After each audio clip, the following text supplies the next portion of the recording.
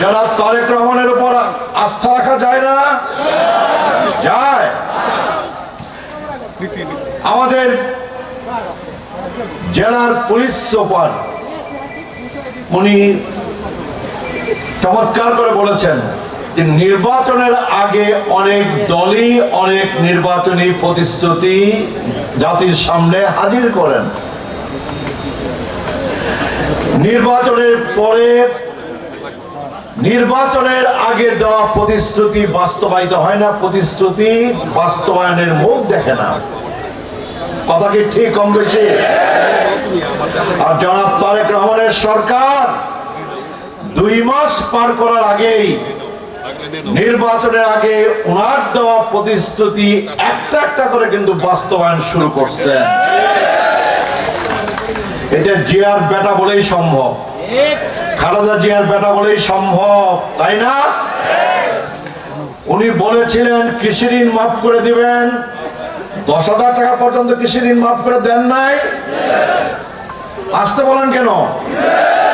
দিছে। উনি বলেছিলেন না ফ্যামিলি কার্ড দিবেন,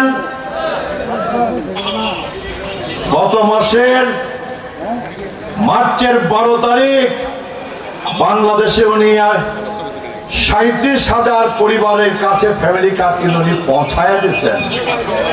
উনি বলেছিলেন না উনি ওনার বাবার পথ ধরে খাল কাটবেন। ইসলামপুরে কি খাল কাটা শুরু হয় নাই?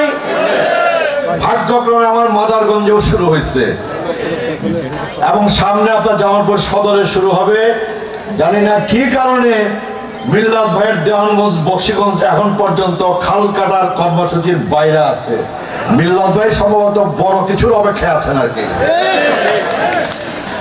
উনি বলেছিলেন জিয়ার বেটা মসজিদ মন্দিরে, মসজিদের ইমাম সাহেবের জন্য, মসজিদের মুয়াজ্জিন সাহেবের জন্য, মন্দিরের পুরোহিতের জন্য রাষ্ট্রীয় তহবিল থেকে সম্মানী দিবেন, ভাতা দিবেন বলেছিলেন না?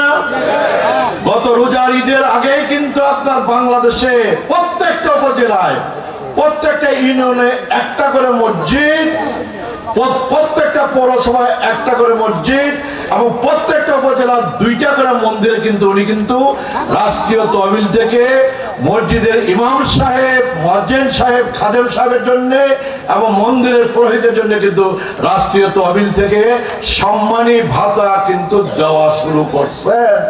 সময়ের সাথে আগামীর পথে সঠিক তথ্যের সন্ধানে আপনারা দেখছেন অনলাইন ভিত্তিক সংবাদ মাধ্যম আজবেলা নিউজ।